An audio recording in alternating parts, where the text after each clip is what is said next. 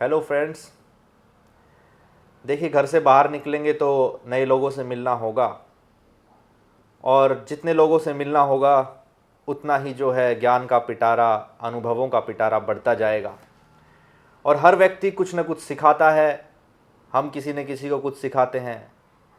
और सीखना सिखाना न भी हो तो भी अनुभवों की खुशी को हम महसूस कर सकते हैं। तो आज मैं मिला हूँ एक नए शख्स से, अभी इनका एक इंटरव्यू हुआ है। तो मेरे व्लॉगिंग चैनल पर मैं आप लोगों को मुखातिब करा रहा हूँ हर्ष झा जी से। इन्हें 8 साल से काम करते हुए इंडस्ट्री में हो गया है। विभिन्न तरह के काम किए हैं इन्होंने, कास्टिंग डायरेक्टर भी रहे हैं, असिस्टेंट भी रहे हैं, म्यूज़िक वीडियोज़ के अंदर भी इन्होंने संभाला है काम। तो अभी इनसे ही बातचीत करेंगे। और हम यही डिस्कस कर रहे थे कि लेबल नहीं करना चाहिए, कि अपने आप को जैसे हम इंट्रोड्यूस कराते हैं। सबसे घटिया सवाल कई बार ये हो जाता है मैंने बहुत बाद में गौर किया इस बात पर, कि आप क्या कर रहे हो या आप कौन हो। फिर हम एक जवाब खोजते हैं, उस सामने वाले व्यक्ति को देने के लिए वो जवाब खोजते हैं, और गड़बड़ वहीं हो जाती है। जितनी बार लोगों को हम वो जवाब देते चले जाते हैं, वो आइडेंटिटी पकती चली जाती है और हम कुछ नया नहीं कर पाते। जैसे एक शॉपकीपर है, अगर वो बाहर निकलेगा सर तो वो बोलेगा कि मैं दुकान चलाता दुकान, तो वो ज़िंदगी भर दुकान ही चलाता रहेगा। तो इससे आप कितना सहमत हैं? और ये मेरी ऑडियंस है व्लॉग की, इनसे आप क्या कहना चाहेंगे? बिल्कुल, मैं भी आपके बात पे सहमत हूँ। और सबसे बड़ी चीज़ है कि हमारी Bollywood industry non organise industry है। तो आपके अंदर जितने हुनर है ना, उसको आप प्रेजेंट करें। बस हाँ, उससे पहले किसी कोई एक चीज़ को पकड़ के अपने आप को आप एस्टेब्लिश कर लें। आज के डेट में कई ऐसे एक्टर हैं, जैसे अजय देवगन जी एज अ डायरेक्टर भी काम करते हैं, लोगों को अच्छा लगता है, एज अ प्रोड्यूसर भी कर रहे हैं। लेकिन सबसे पहले एज ए एक्टर उन्होंने अपने आप को एस्टेब्लिश किया। तो अपनी एक पहचान बनने के बाद आपके अंदर जो भी टैलेंट है आप उसको दिखाओ। या फिर ये भी कह सकते हैं कि बॉलीवुड इंडस्ट्री एक ऐसी जगह है जहाँ पे आपको खुद नहीं पता होता है कि आप किस चीज़ के बेसिस पे फेमस हो गए। तो सक्सेस की कोई परिभाषा नहीं है, कोई कैसे भी सक्सेस हो सकता है। हाँ, you mean mastery over one thing is must. जी एक चीज़ पे मास्टरी होना चाहिए। जी हाँ, मैं थोड़ा सा इसके फिलोसॉफिकल एस्पेक्ट में चला गया था कि वो जो जवाब देते हैं वो धीरे धीरे एक आइडेंटिटी का कंसेप्ट है। अगर आइडेंटिटी वैसी मजबूत होती चली जाएगी तो फिर हम नया नहीं कर पाए। जैसे ये लोग जितने हैं, शायद ये बड़े लोगों ने अपने आप को आइडेंटिटी नहीं दी। कई बार इन स्टार से भी जब पूछा जाता है, if you were not a star then what would be your profession, ऐसा पूछा जाता है। तो कोई कहता है कि मैं स्पोर्ट्समैन बन जाता, मैं या ये कोई कर कहता है लेता, कि मैं वो कर लेता, कुछ हाँ भी। ये क्यों, वो क्या बोलते हैं, उन्होंने लेबल नहीं दिया खुद को, और हो सकता है तभी वो अलग अलग किरदार निभा बिल्कुल। पाते हैं। तो अभी आप एक पोइट्री सुना रहे थे, मैंने देखा इंटरव्यू में। जी तो जी उससे शुरुआत हो जाए, क्योंकि ज़्यादा फॉर्मल डिस्कशन मेरी टारगेट ऑडियंस पसंद नहीं करती। तो बिल्कुल। एक शेरो शायरी, एक बढ़िया सी। जब मैं मुंबई आया था तो बराबर मेरे से एक सवाल किया जाता था। चूँकि मैं बता दूं, मैं प्योर वेजिटेरियन और नॉन अल्कोहलिक हूँ। मैं शराब वराब नहीं पीता, लेकिन थोड़ा सा होता है ना कि हाँ, लड़का मुंबई में रह रहा है, फिल्म लाइन में है, तो पीता तो ज़रूर होगा।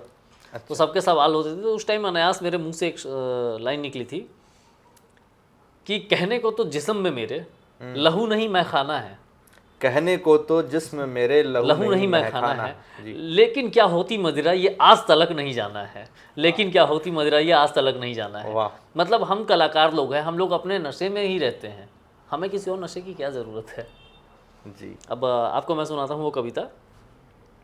जब कोई इंसान किसी से इश्क में एकदम टूट के रहता है ना, तो उसका क्या सिचुएशन होता है। रंजो गम के इस महफिल में दिल तेरा अब काम नहीं, जा कहीं किसी और चले जा, इश्क मेरा अब काम नहीं। ये तुमको मैंने याद किया ना, तुमको मैंने याद किया ना, ऐसी सुबह शाम नहीं। क्या बात। रंजो गम के इस महफिल महफिल में दिल तेरा अब काम काम नहीं, नहीं। जा कहीं किसी और चले जा, इश्क मेरा अब काम नहीं। इसके आगे मैं आपको बताता हूँ। जब कोई लड़का कोई भी किसी लड़की के प्रेम में एकदम डूबा होता है, इश्क में डूबा होता है, तो अगर उसे क्षणिक वक्त भी मिलता है ना, थोड़े से देर का भी, 2 सेकंड की भी फुर्सत मिलती है, तो उसके दिमाग में वही आता है कि पता नहीं वो क्या कर रही होगी, खाना खाई होगी या नहीं। उस क्षण के लिए पढ़ता हूँ। आप अपने घर में हैं, उत्सव के माहौल में हैं, जी अच्छा खासा सब कुछ चल रहा है, लेकिन फिर भी आपको ये ख्याल आता है कि हम तो यहाँ एंजॉय कर रहे हैं, पता नहीं वो कैसी होगी। उस क्षण के लिए पढ़ता हूँ कि तेरे बिन बेरंग थी होली, दिवाली में खालीपन, बोझिल लागे मुझको जवानी, याद आई बीता बचपन।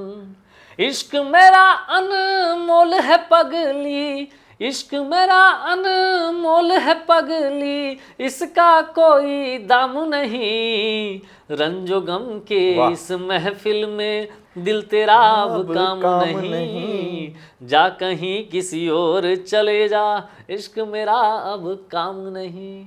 वाह जी वाह, बहुत खूब। और भी है क्या आगे? ये सब सर, ये ऐसी है कि इसको इसका एक के बाद एक सुनते जाए और ये सब 90s वाला प्यार है। वो आजकल का प्यार थोड़ी ना है कि वो आती रही जाती रही, अपन प्यार समझ बैठे, एक दिन नहीं आई रविवार समझ बैठे, तो ये ऐसा वाला नहीं है। ये बहुत बहुत अच्छा है। ये तो आपका जो नहीं, ये जो है शब्दहीन एक तरह से बना दिया है, इस तरह की इसकी लय थी। मेरे दिमाग में अब कोई और सवाल नहीं आ रहा, तो थोड़ा ऐसा लग रहा था। देखिए, जब मैं थिएटर करता था ना, तो उस टाइम में सबसे ज़्यादा सुना करता था डॉक्टर साहब को, डॉक्टर कुमार विश्वास। हाँ जी तो हाँ। मैं उनसे बहुत ज़्यादा प्रभावित हुआ और उनको देख देख के मैं सीखा लिखना। ये तो लेकिन आपने ओरिजिनल जो ये लिखा है और जो जो लय में गाया है, ये अच्छा है। पर ये ओरिजिनल आपका ही है ना? हाँ, ये मेरे खुद की लिखी हुई है। चलिए ठीक है, नो कॉपीराइट इशू। अच्छा, अभी आप क्या करते हैं? अभी प्रोजेक्ट डिजाइनिंग में है? देखिए, एज ए कास्टिंग डायरेक्टर तो मैं कर ही रहा हूँ 8 साल से कंटिन्यू, और 8 साल में मैंने बहुत अच्छा खासा काम किया, और करेंटली मैंने प्रोजेक्ट डिज़ाइन करना भी शुरू किया है। एज ए प्रोजेक्ट डिज़ाइनर मैं अभी 2 फिल्में कर रहा हूँ।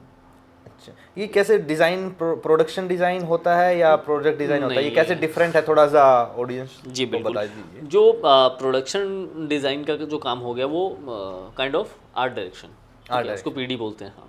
और प्रोजेक्ट डिज़ाइनर जो हो गया, प्रोजेक्ट डिज़ाइनर एचओडी होता है, हेड ऑफ डिपार्टमेंट में आता है। तो उसका काम होता है ना कि एक जो हमारा प्रोजेक्ट बन रहा है उसको कितने बेहतरीन एक्टर से सजाएं, उसमें अच्छी चीज़ें कैसे इनपुट करें, उसको कितना खूबसूरत बनाएं, man power associated to different departments, you gather all them, कि हम उसको बेहतरीन बनाने के लिए, जैसे म्यूज़िक कैसा होना चाहिए, किस म्यूज़िक डायरेक्टर को पकड़े, वो हर चीज़ों से कनेक्ट कर करें। तो फिर यही काम तो फिर एग्जीक्यूटिव प्रोड्यूसर ईपी भी करते हैं, या उससे कैसे डिफरेंट है ये? देखिए, ईपी ऐसे तो देखा तो क्रिएटिव डायरेक्टर का भी ऐसा ही सेम होता है, लेकिन प्रोजेक्ट डिजाइनर होता है ना, उसकी हर चीज़ों पे नज़र होती है। अच्छा। ठीक है, एग्जीक्यूटिव प्रोड्यूसर उसको एग्जीक्यूट करेगा। तो एक कहानी अगर आपको स्क्रैच से दी जाए, जी बिना पैसे और वो सब चीज़ों के, तो आप फिर हर एक चीज़ को अरेंज करके वो प्रोजेक्ट को, उस प्रोजेक्ट को खड़ा करना, from seed to tree, yes, seed to tree, बीज से जो है पेड़ बनाने का काम आपका करते स्टार्ट टू एंड। स्टार्ट। पेड़ बनाना ही नहीं, फल भी उस पर लाना है, उसको पकाना भी है और खाना भी है, तो ये सारी चीज़ें आ जाती है इसमें। तो सबसे खास बात क्या लगती है आपको? ये ऐसा माना जाता है कि ये जो अंधकार में स्थिति हो जाती है कई बार, कि यहाँ पे कोई ऐसा है नहीं स्टेप वाइज ये काम करना है, ऐसा ये नहीं कि सिलेबस ओरिएंटेड जिस तरह से हम बाकी प्रोफेशन में देखते हैं, ये टास्क है, इसके बाद ये, then you will reach that level. तो इंडस्ट्री में आप कैसे सर्वाइव करे हुए हैं, या ये जो अनसर्टेनिटी है, how you deal with this? देखिए, आपको हमेशा 4 कदम आगे सोच के चलना पड़ेगा, क्योंकि ये नॉन ऑर्गेनाइज इंडस्ट्री है। यहाँ पे अगर बोला जाता है कि 4 तारीख को आपको पेमेंट मिलेगा, तो कोई गारंटी नहीं कि 4 तारीख को मिलेगा। और सीरियल्स में तो अभी भी वो 90 डेज रूल है, 90 डेज है, और अब ये थोड़ा सा अच्छा नहीं भी लगता है, बट क्या ही कर सकते हैं कि बजट भी एक तो 3,000 4,000 रुपये, उसके लिए 90 डेज वेट करें, उसमें भी टाइम पे नहीं आ रहा है, उसके चक्कर में 4 बार आप ऑफिस का चक्कर काट लिए, तो 500-600 रुपये और आपके ऑटो के चले गए। ये सारी चीज़ें हैं। तो फिर कैसे डील करते हैं इसमें? अभी आपने कहा 8 साल से काम कर रहे हैं, तो इसका मतलब यू सर्वाइव्ड वेरी वेल। तो कैसे देखिए, मेरा तो कास्टिंग था, तो मेरा अपना कास्टिंग से ही सारी चीज़ें चल रही थी। पहले जब मैं इन हाउस बैठा करता था तो फिक्स सैलरी होती थी, उसमें एडजस्ट करता था। फिर जब हुआ कि नहीं, अब हमें रिस्क लेना चाहिए, तो खुद फ्रीलांस करना शुरू किया। तो जैसे ही दिमाग में बैठ गया कि हाँ, अब मुझे रिस्क लेना है, पहले ही सोच लिया था, तो मैं जनरली होता है ना कि हाँ 5 महीने 6 महीने का बैकअप लेके चलना है, मैं थोड़ा उससे और आगे लेके चला था, लेकिन कोविड आया और वो हमसे भी 4 कदम आगे चल के गया। Unexpected bombardment. तो फिर उन सब सिचुएशन से, हालांकि कोविड के बाद बहुत सारे ऐसे प्रोजेक्ट होते थे जो, मतलब कोविड के बाद तो घर बैठे बैठे ही कास्टिंग चल रही थी, और कोविड आने के बाद ही हुआ गया कि लोग घर बैठे ही ऑडिशन भेज देते हैं। तो कभी कभी तो ऐसा लगता है कि लोग मेहनत करना भी कम कर दिए हैं आजकल।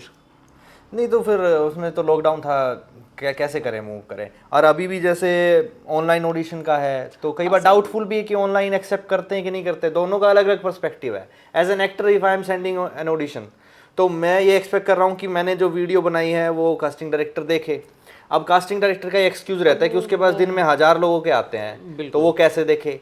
तो ये प्रोसेस में ये कैसे मीटअप होगा, ये सप्लाई और डिमांड का क्या कैसे खत्म होगा। और कई बार एटीट्यूड प्रॉब्लम हो जाता है। हाँ, आप एक एक्टर हो, यू आर वेल एजुकेटेड, और आपका भी एक सेल्फ एस्टीम है जी। अब कास्टिंग डायरेक्टर का पता नहीं एजुकेटेड है कि नहीं, किसी का असिस्टेंट है, किसका है। वो सामने से इस एटीट्यूड में बात करेगा या मैसेज करे, हाँ दो सेंड अगेन।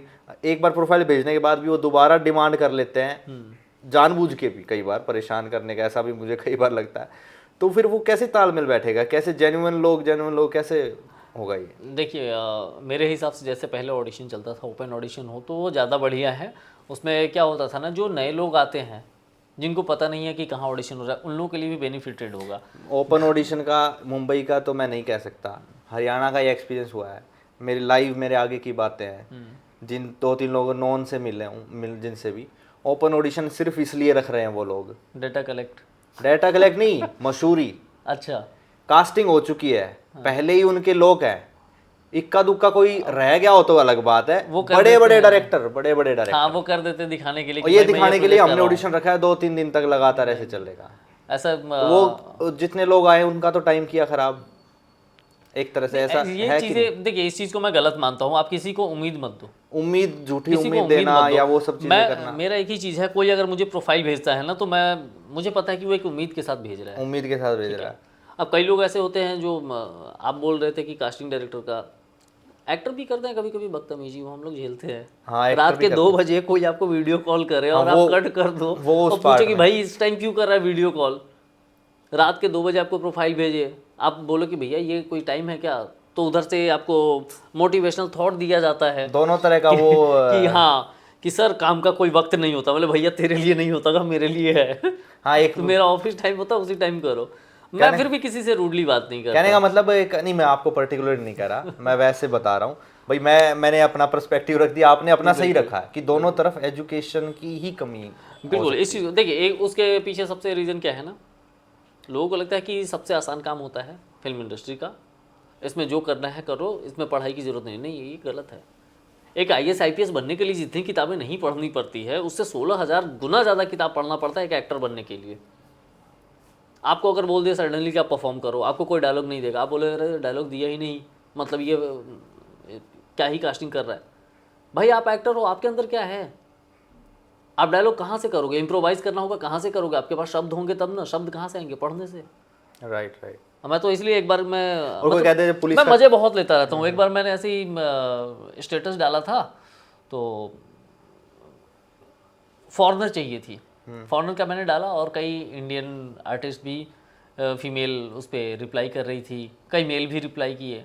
तो मैंने स्टेटस डाला कि इसीलिए बोला जाता है कि आर्टिस्टों का पढ़ना, एक्टर का पढ़ना बहुत ज़्यादा ज़रूरी है। एटलीस्ट रिक्वायरमेंट सही से पढ़ ले कि क्या रिक्वायरमेंट डाला गया है। ठीक है, तो पढ़ना तो ज़रूरी है। अब मैं पर्सनली ये नहीं कहता हूँ सिर्फ एक्टर की, कई ऐसे लोग हैं जो कास्टिंग करते हैं, कोऑर्डिनेशन करते हैं, उन लोगों को भी मैं देखता हूँ सामने से ना, स्टेटस डालते हैं, लीड की स्पेलिंग गलत होती है। चलो ठीक है, आपको हिंदी नहीं आती है, इंग्लिश नहीं आती है, चलेगा, आप हिंदी प्रॉपर लिखो। मेल और फीमेल की भी गलत होती है।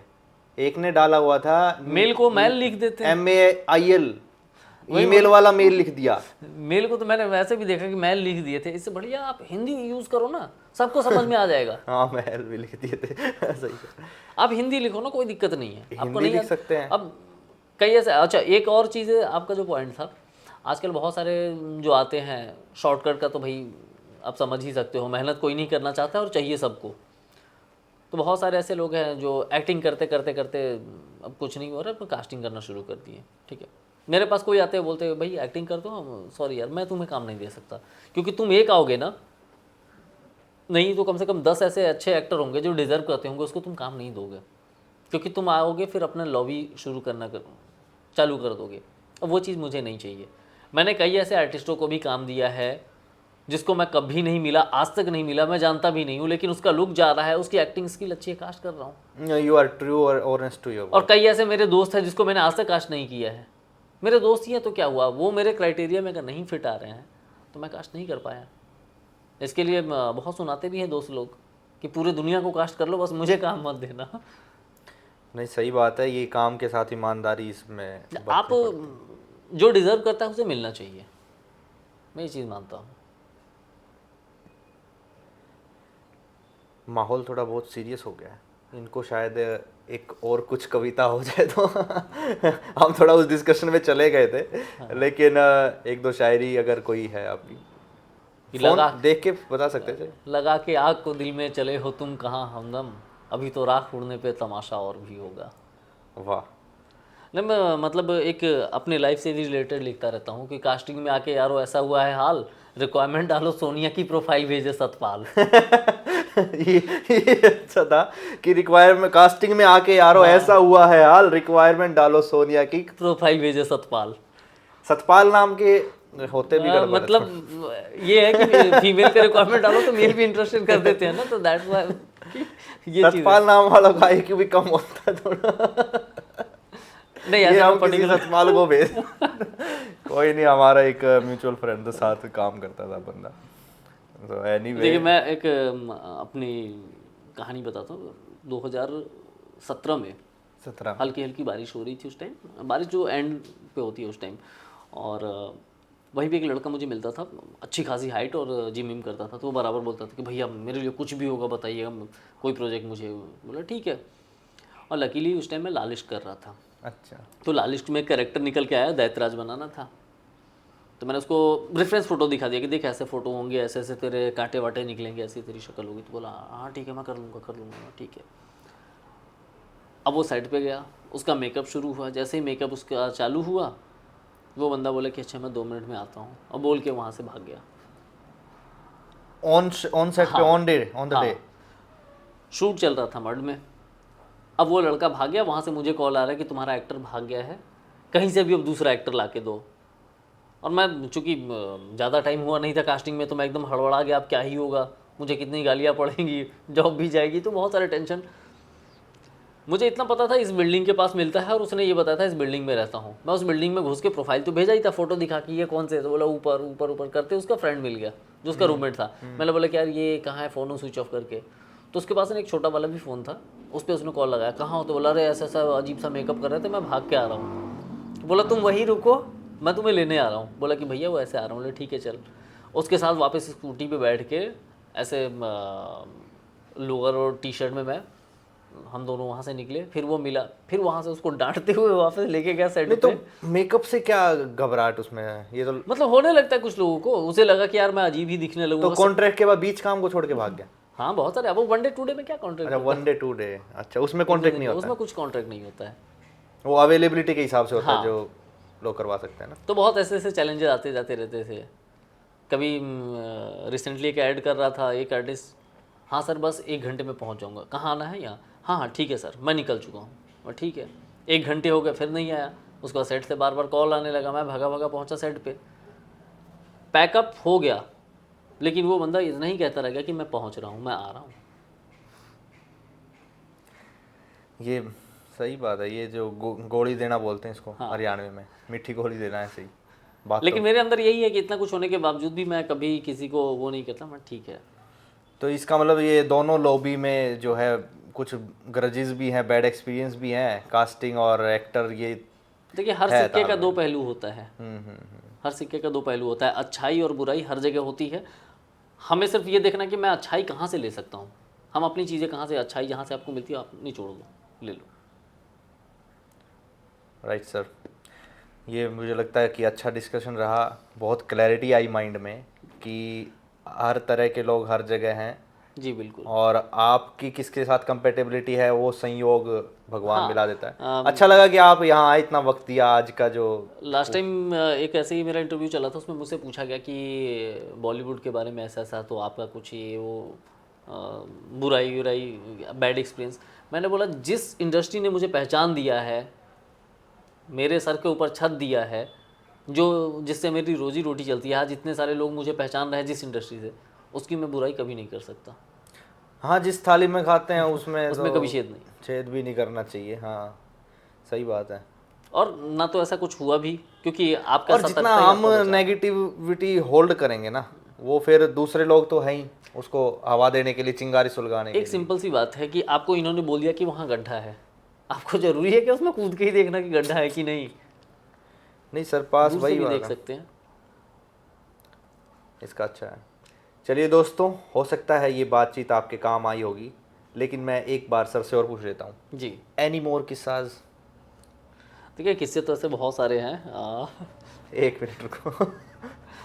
एक बार मैं मतलब पूरी यूनिट हम लोग एक सॉन्ग शूट कर रहे थे गोरेगांव में, फिल्म सिटी में।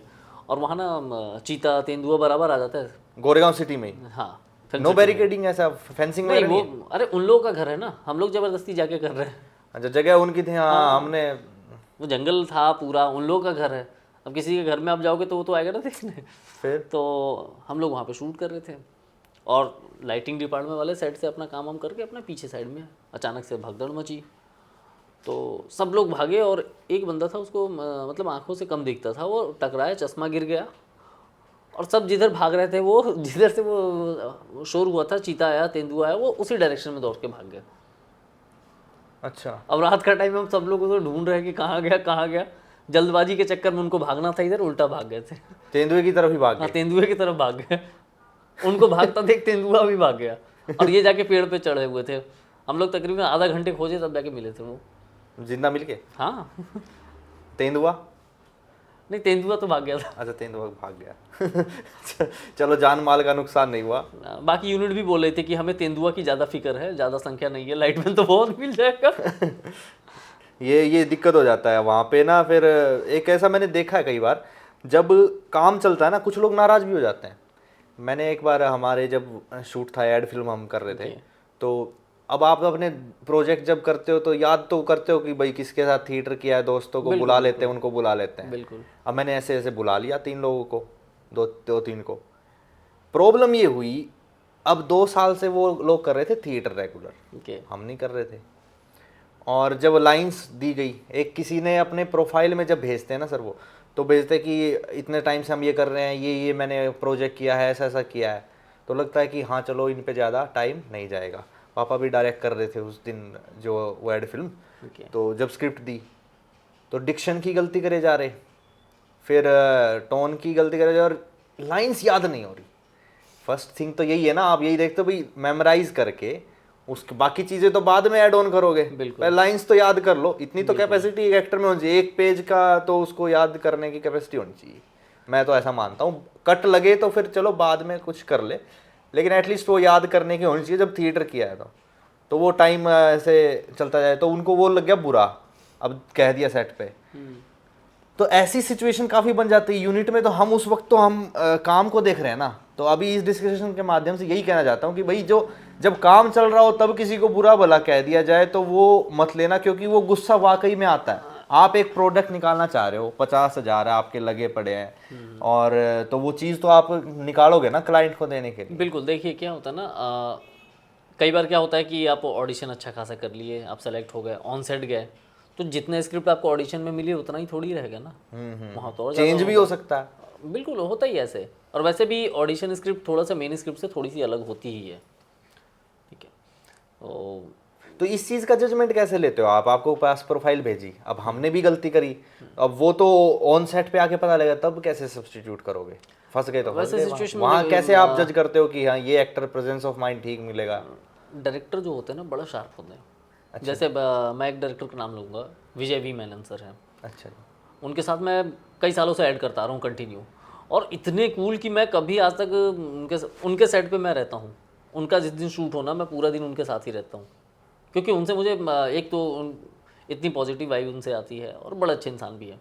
तो उनके साथ मुझे एक मतलब दोस्तों वाली ऐसी हाँ combination मतलब है। बॉन्डिंग अच्छी है, फर्क नहीं है ज़्यादा इसमें। और धरित सर हैं तो इन लोगों के साथ मैं बड़ा कंफर्टेबल फील करता हूँ, तो उनके सेट पे मैं पूरा टाइम रहता हूँ। तो एक बार हुआ था, मतलब छोटा बच्चा था, वो चीज़ें कर नहीं पा रहा था, लेकिन उस चीज़ को भी इतना प्यार से उन्होंने हैंडल करके निकाला ना कि वो देख के लगा कि हाँ यार, सच में डायरेक्टर किसी से कुछ भी करवा सकता है। वो डायरेक्टर तो ये भी कहते हैं ना कि तुम एक्टर ले आओ, मैं एक्टिंग में अपने आप करा लूँगा। तो एक बार अगर वो हाँ लुक पसंद है तो लुक वाला बंदा ले आओ, एक्टिंग में अपने आप करा लूँगा, ऐसे ही वाली बातें होती हाँ, हैं। बस वो होता है ना, जैसे कुछ एक एक्टर के साथ काम तो वो निकाल लेते हैं, बाद में बस बोल देंगे हर्ष बाबू ये त्रास था, ऐसे एक्टर नहीं है। अच्छा। चलिए, सो थैंक यू दोस्तों ये पूरा एपिसोड देखने के लिए, और उम्मीद करते हैं कि आपको हमारी ये बातचीत पसंद आई होगी। धन्यवाद, बने रहिए इस चैनल के साथ, सब्सक्राइब इट, लाइक इट।